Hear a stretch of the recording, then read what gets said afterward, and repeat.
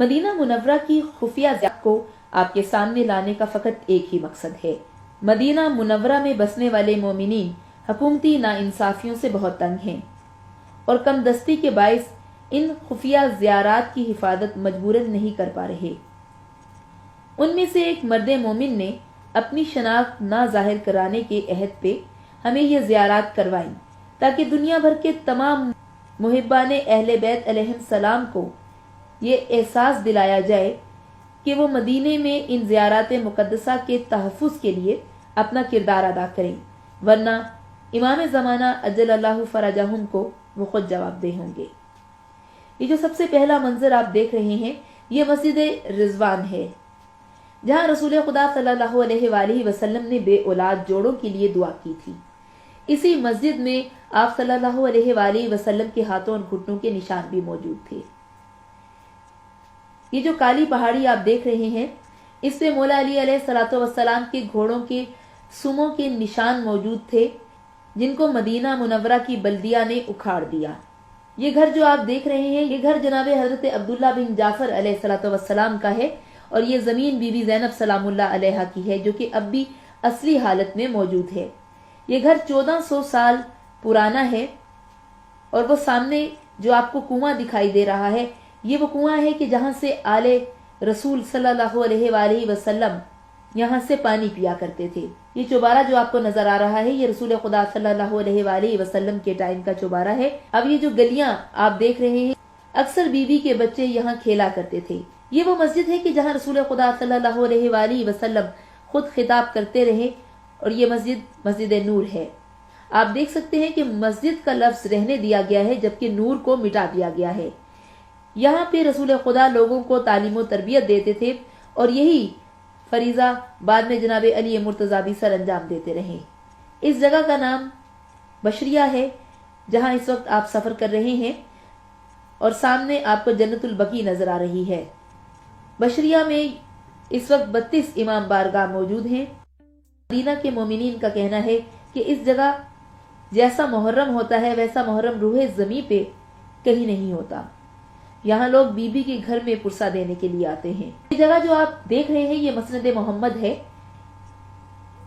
مہمانوں کو اس جگہ پر کھانا کھلا کر رسول خدا صلی اللہ علیہ وآلہ وسلم کے پاس لے جایا کرتے تھے۔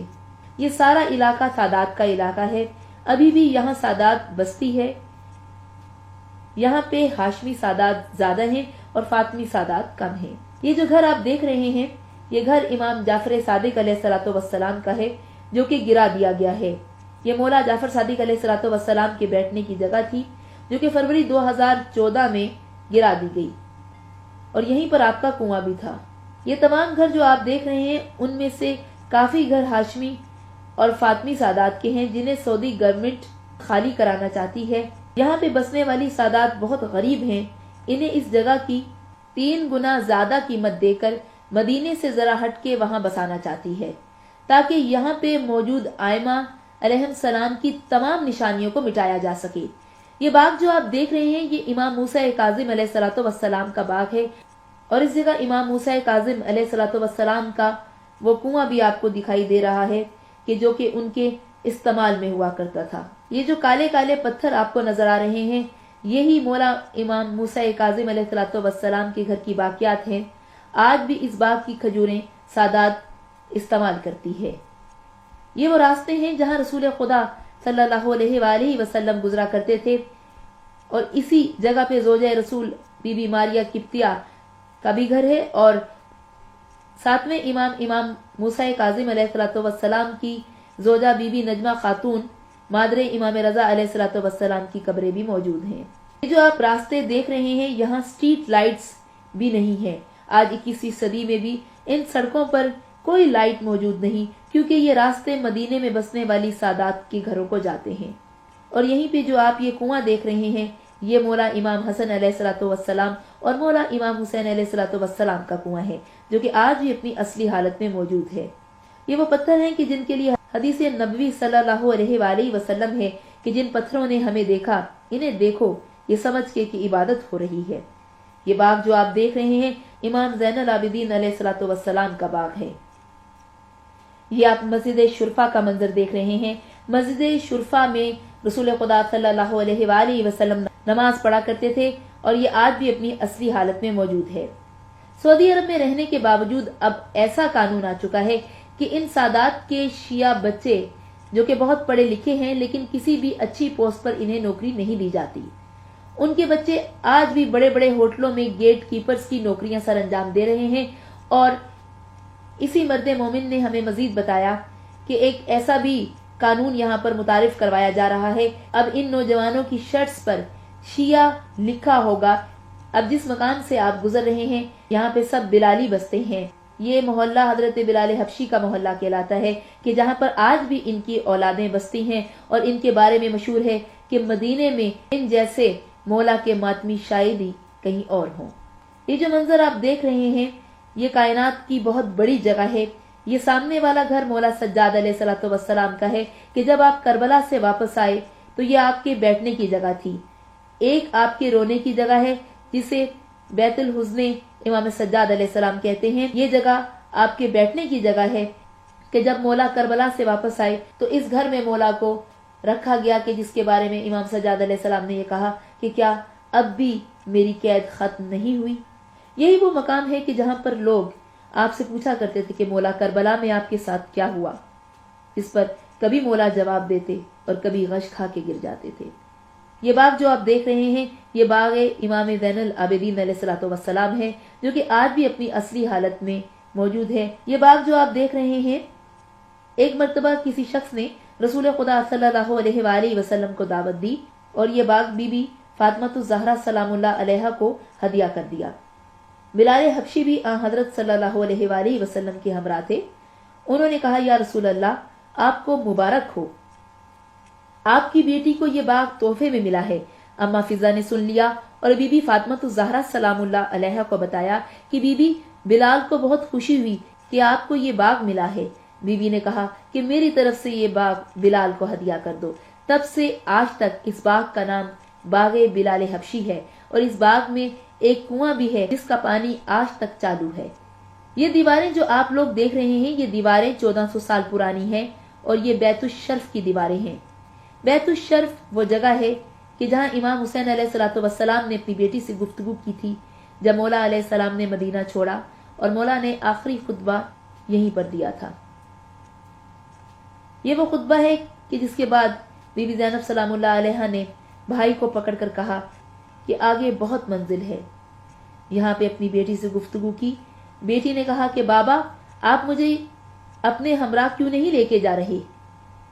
اس پر مولا نے جواب دیا ہاں بیٹا آپ میرے ساتھ نہیں جا سکتی، میں امامت کی نگاہ سے دیکھ رہا ہوں۔ بیٹی نے سوال کیا کہ بابا جب اتنی عورتیں آپ کے ساتھ جا سکتی ہیں تو میں کیوں نہیں جا سکتی؟ جس پر مولا نے اپنی دستار اپنے ہاتھ میں پکڑ کر کہا کہ پروردگار یہ بھی میرے امتحان میں شامل ہے کہ میری بچی میرے سے یہ سوال کرے کہ بابا میں کیوں نہیں آپ کے ہمراہ جا سکتی۔ مولا حسین علیہ السلام نے برملا بیت الشرف میں جتنے بھی لوگ کھڑے تھے سب کو کہا دیکھو کائنات کی ہر عورت بازار جائے گی لیکن میری ماں بازار نہیں جا سکتی۔ یہ سغرا میری ماں کی شکل ہے، اگر یہ بازار میں آئی تو قیامت آ جائے گی۔ یہاں سے بی بی واپس مدینہ الرسول چلی گئی۔ یہ وہ جگہ ہے جو انتظار بی بی سغرا سلام اللہ علیہا ہے۔ یہاں پر بی بی مولا علی اکبر علیہ الصلوۃ والسلام کے پیروں کے نشانوں پر بیٹھی رہتی تھی۔ یہاں پہ آج سے 3 سال پہلے ایک گھر تھا کہ جو کہ سادات کی ملکیت تھا۔ سادات نے غربت کے ہاتھوں تنگ آ کر اسے غیر مومن کو بیچ دیا۔ اس نے مکان گرا دیا اور اب اسے کسی اور مقصد کے لیے استعمال کرنا چاہتا ہے۔ مدینہ کے مومنین نے تمام محبان اہل بیت سے اس مقام کو بچانے کے لیے درخواست کی ہے۔ ان کا کہنا ہے کہ اس جگہ کو خرید کر عزا خانہ فاطمہ بنت اسد قائم کر کے مقام انتظار سغرا کو بچا لیا جائے، کہ یہ وہ مقام ہے کہ جہاں پر بی بی سغرا جب تک زندہ رہیں اپنے ہاتھوں میں پانی لے کر وہاں جا کر بیٹھ جاتی تھی اور سوال کرتی تھی کیا وہ قافلہ دیکھا کہ جس میں چھوٹے چھوٹے بچے ہوں۔ یہ جو پس قد کھجور کا درخت آپ دیکھ رہے ہیں یہ امام حسن علیہ الصلوۃ والسلام اور امام حسین علیہ الصلوۃ والسلام کے لیے خدا نے خصوصاً بھیجا۔ جب رسول خدا صلی اللہ علیہ وآلہ وسلم اپنے نواسوں کے ہمراہ باغ میں جاتے تھے تو کھجور کا درخت دراز قد ہونے کی وجہ سے مولا حسن علیہ السلام اور مولا حسین علیہ السلام کھجور تک رسائی نہ حاصل کر پاتے، تو فوراً خدا نے حکم دیا کہ پس قد ہو جا۔ یہ کھجور کا درخت آپ دیکھ سکتے ہیں کہ اس پہ پھل کتنا نیچے اگا ہوا ہے کہ جسے آسانی سے بچے بھی توڑ سکتے ہیں۔ یہ جو مقام آپ اب دیکھ رہے ہیں، یہیں پر بی بی فاطمہ الزہرا سلام اللہ علیہا کا عقد ہوا تھا۔ یہ بی بی فاطمہ بنت اسد سلام اللہ علیہا کا گھر ہے۔ اس علاقے میں تمام مومنین بستے ہیں۔ اس علاقے کو طریق رد شمس کہتے ہیں۔ یہ جو آپ باغ دیکھ رہے ہیں، یہ حضرت ابو ذر غفاری کا باغ ہے۔ حضرت ابو ذر غفاری امیر ترین شخص تھے، لیکن انہوں نے اپنی تمام جائیداد سادات کو دے دی اور آخری دم تک انہی کے غلام بن کے رہے۔ یہ مکان جو آپ دیکھ رہے ہیں، یہ حضرت ابو ذر غفاری کا گھر ہے۔ یہ جو کالی دیواریں آپ دیکھ رہے ہیں، یہاں وہ لوگ بسا کرتے تھے کہ جب رسول خدا صلی اللہ علیہ وآلہ وسلم اکثر امام حسین علیہ السلام کو اپنے ہاتھوں میں لے کر فرمایا کرتے تھے کہ اگر کبھی میرے حسین علیہ السلام پہ کوئی وقت آ جائے تو میرے حسین کا ساتھ دینا۔ یہی وہ انصار الحسین ہیں جو کربلا میں مولا حسین علیہ السلام کے ہمراہ گئے اور پھر واپس نہ آئے۔ یہ باغ جو آپ دیکھ رہے ہیں، یہ شمون یہودی کا باغ ہے جہاں مولا علی علیہ السلام مزدوری کیا کرتے تھے۔ یہ گھر جو آپ دیکھ رہے ہیں، یہ گھر خصوصاً کمبر نے مولا علی علیہ السلام کے لیے تعمیر کیا تھا اور کہا کرتے تھے کہ کبھی ایک دن تو مولا میرے گھر تشریف لائیے۔ یہ باغ جو آپ دیکھ رہے ہیں، یہی وہ باغ ہے جہاں رسول خدا صلی اللہ علیہ وآلہ وسلم امام حسن علیہ السلام اور مولا حسین علیہ السلام کے ساتھ یہاں آیا کرتے تھے۔ جب ان درختوں کے پتے مولا حسن علیہ السلام اور مولا حسین علیہ السلام کو چھوا کرتے تھے تو دونوں بھائی خوش ہوتے تھے۔ ان دونوں بھائیوں کو خوش دیکھ کر ان کے نانا رسول خدا صلی اللہ علیہ وآلہ وسلم خوش ہوا کرتے تھے۔ اور یہیں پر امام حسین علیہ السلام کے بیٹھنے کی جگہ بھی موجود ہے۔ اور اسی باغ کے پودے 10 محرم سن 61 ہجری کو جب ملائکہ نے آسمانوں پہ شور مچایا کہ امام حسین علیہ السلام عرض کربلا پہ شہید ہو گئے، تو مدینے میں موجود یہ درخت چیخ مار کر پھٹ گئے تھے۔ درختوں کی فطرت کو پروردگار نے مولا حسن علیہ السلام اور مولا حسین علیہ السلام کے لیے بدل دیا۔ اگر کوئی بدل نہ سکا تو مسلمان اپنے آپ کو بدل نہ سکا۔